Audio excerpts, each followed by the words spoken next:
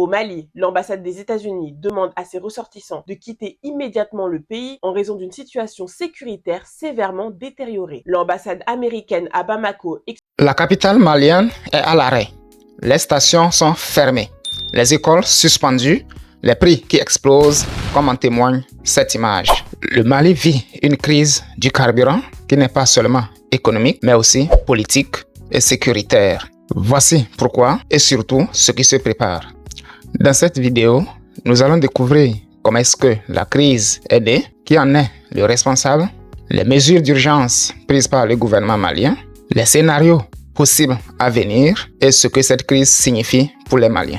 Rappelons aussi que depuis début septembre, plusieurs convois de carburant en provenance des pays voisins comme le Sénégal et la Côte d'Ivoire ont été attaqués ou bloqués sur les axes routiers menant à Bamako. Les autorités et les journalistes parlent d'un blocus orchestré par des groupes djihadistes liés à Djinim. En effet, les conséquences sont visibles.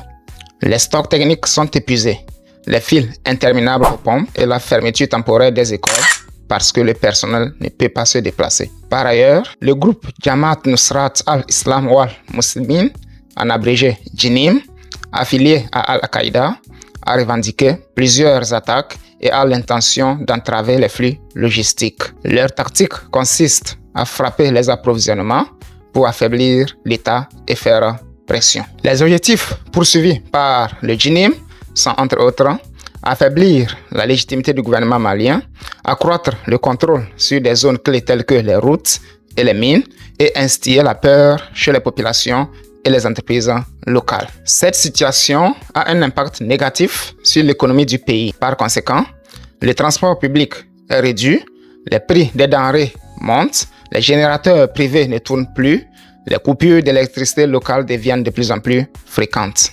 L'apparition d'un marché noir avec flambée des prix. Pour la première fois, le président de la transition, le général d'armée Assimi Goïta, s'est prononcé sur la situation que traverse son pays. À cet effet, il a appelé à plus de responsabilité de la part des citoyens et met en garde ceux qui profitent de cette crise pour détourner le carburant et le revendre plus cher. Écoutons-le. Le général Assimi Goïta, président de la transition au Mali, s'est exprimé lundi pour la première fois sur la crise du carburant qui affecte le pays. Cette crise est due au blocage par un groupe djihadiste nommé Jamaat Nusrat al-Islam wal-Muslimin, affilié à Al-Qaïda et qui attaque les camions-citernes sur les principaux axes routiers. Le gouvernement travaille à trouver des solutions aux difficultés actuelles, mais certaines réponses doivent aussi venir des familles. Par exemple, ceux qui ont l'habitude de sortir plusieurs fois par jour en voiture ou à moto doivent comprendre que nous traversons une période difficile, marquée par la pénurie de carburant. Il est nécessaire de limiter les déplacements inutiles et de chercher des solutions au sein de chaque foyer. Je remercie la population pour sa patience, mais il faut comprendre que cette situation va perdurer encore un certain temps. L'armée malienne a tenté d'escorter les camions de carburant des zones frontalières jusqu'à Bamako, tout en ciblant les sites des djihadistes par des frappes aériennes. Lors de l'escorte des convois et des camions-citernes, nous enregistrons malheureusement des pertes humaines, des embuscades, des camions qui prennent feu et des personnes qui meurent brûlées. Si ce carburant est ensuite détourné ou vendu à un prix élevé alors qu'il y a des morts et des blessés sur les routes, ceux qui le font jouent en réalité le jeu de l'ennemi. Le blocus constitue un revers majeur pour les autorités maliennes alors que le pays dépend des importations de carburant en provenance du Sénégal et de la Côte d'Ivoire. Face à cette situation qui fragilise le pays, le gouvernement a mis en place un certain nombre de mesures afin de résoudre progressivement cette crise. Pour ce faire, le gouvernement malien a tenté des escortes militaires pour faire entrer des camions-citernes. Mourir pour la bonne cause, tel est aujourd'hui le mot d'ordre des conducteurs de citernes qui ravitaillent les pays en hydrocarbures. Des citernes brûlées ou criblées de balles, des chauffeurs et des apprentis chauffeurs exécutés par des terroristes. Le spectacle laisse sans voix, mais n'entache en rien le moral ici. Exposés à tous les dangers terroristes sur les routes, les conducteurs de camions-citernes n'ont que leur volant pour se défendre et arriver à destination. Car pour eux, les Maliens ne doivent pas manquer de carburant. Donc, n'a fɔra nin ko kama an y'an ba mɔbili bolili ma o ko wɛrɛ de n'o kɛra jamanadenw bɛ sɛgɛn donc jamana kanu min bɛ chauffeur la bi o de an bila taa ka segin na I b'a sɔrɔ convoi dɔw la dɔw bɛ to a la dɔw bɛ minɛ mais fasoko de don an ye fasodenw ye comme tɔw ye ɲɛma mais min bɛ anw kan bi hali ni tɛ chauffeur ye bɛɛ kan ka bɔ a kalama o ye fasoko de ye an bɛɛ ka kan faso jɔli la an kɔni an mako bɛ an faso la yɛrɛ yɛrɛ de awɔ hali n'an ni bɛ tɔɔrɔ dɔw ni bɛ ka tɔɔrɔ o caman tora la mais a bɛ kɛ cogo di an bɛna an faso to yan jamana wɛrɛ t'an bolo Mali kɔ Mali an faso le an bɛ fɛn fɛn kɛ taji ka Mali. Et a annoncé des négociations avec des contacts divers pour débloquer les approvisionnements. Le Premier ministre Abdoulaye Maïga a lancé un appel à l'unité nationale. C'était lors d'une réunion avec les chefs de quartier de Bamako et le réseau des communicateurs traditionnels pour le développement. Voici un extrait. Le général de division Abdoulaye Maïga a lancé un appel solennel à l'unité affirmant que surmonter cette crise multidimensionnelle nécessite la collaboration et l'engagement de tous les Maliens. Reportage Mamari Kone, Aliou Touré. C'est pour leur donner le maximum d'informations sur les difficultés d'approvisionnement en carburant et solliciter leur accompagnement dans la lutte contre le terrorisme que le Premier ministre, ministre de l'administration territoriale et de la décentralisation, échange avec les chefs des quartiers de Bamako et le réseau des communicateurs traditionnels pour le développement Recotrad. Ces autorités et légitimités traditionnelles jouent un rôle de premier plan dans la recherche de la cohésion sociale. Après avoir transmis les salutations du président de la transition au chef des quartiers de Bamako, le Premier ministre a évoqué les difficultés que rencontre notre pays depuis 2012. Le chef du gouvernement a déclaré que la nouvelle phase de la pénurie de carburant est la conséquence directe d'un changement de stratégie de l'ennemi qui cible désormais les axes d'approvisionnement.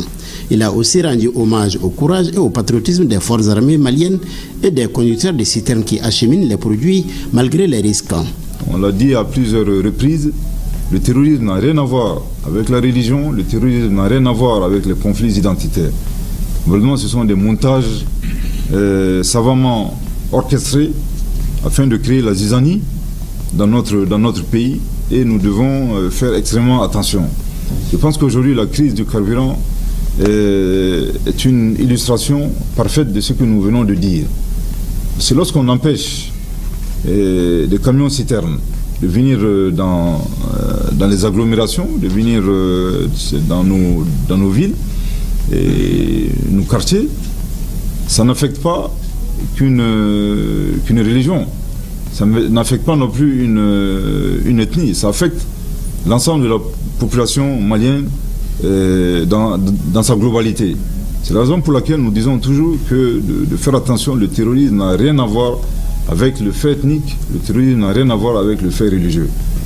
Les autorités et légitimités traditionnelles et religieuses que vous représentez, vous avez un rôle extrêmement capital à jouer. Dans notre constitution, je pense qu'il est clairement indiqué que les autorités et les légitimités traditionnelles sont les garants et participent pleinement à cette cohésion sociale. Le chef du gouvernement a salué la mobilisation générale autour de cette crise et invité la population à la vigilance. Et je voudrais vraiment profiter de cette réunion et rassurer la population, rassurer les autorités et les légitimités traditionnelles que sous le leadership du chef de l'État, le gouvernement ne ménagera aucun effort pour revenir à une situation normale. Mais qu'on se prépare, je pense que le chef de l'État lui-même l'a dit, c'est un combat de longue haleine. Les forces vives que vous représentez, autorités et légitimités traditionnelles, les associations. Des accords sont en cours.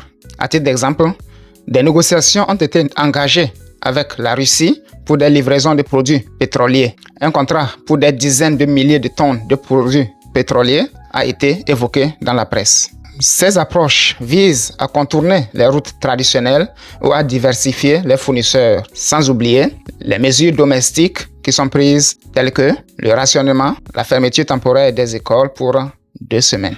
Au vu du niveau gravissime de cette crise, 3 scénarios sont possibles.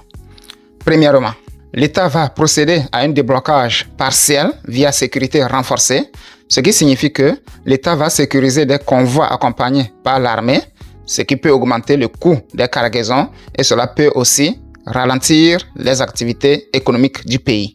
Deuxièmement, le gouvernement malien va plutôt privilégier les importations alternatives et les partenariats extérieurs comme des accords d'import avec des fournisseurs non traditionnels comme la Russie, permettant un approvisionnement ponctuel.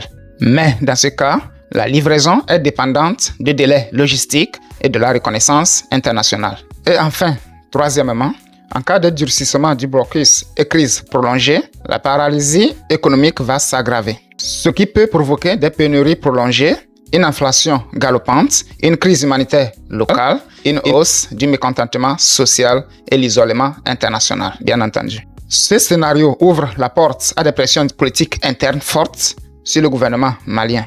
Et pour dire vrai, c'est ce que cherche le JNIM en multipliant ses attaques. En réalité, c'est l'objectif principal de ce groupe terroriste. Au-delà des conséquences locales que cette crise entraîne, vous n'êtes pas sans savoir qu'elle a également des conséquences régionales et géopolitiques très importantes. En effet, un blocus prolongé peut impacter l'économie régionale, les flux commerciaux, les mines d'or, etc. et encourager des partenaires étrangers à revoir leur présence au Mali. C'est le cas par exemple des avertissements donnés aux citoyens étrangers de certains pays comme les États-Unis d'Amérique de quitter le territoire malien. Je vous laisse écouter l'annonce faite par l'ambassade des États-Unis à leurs citoyens. Au Mali, l'ambassade des États-Unis demande à ses ressortissants de quitter immédiatement le pays en raison d'une situation sécuritaire sévèrement détériorée. L'ambassade américaine à Bamako explique que cette décision découle d'un contexte complexe. Des attaques terroristes armées, la rupture des chaînes d'approvisionnement en carburant liées à un blocus imposé par le groupe djihadiste et la fermeture de certaines institutions publiques. Elle recommande aux citoyens américains de quitter le pays par avion. Les routes terrestres vers les pays voisins sont jugées trop dangereuses en raison de risques de fouilles,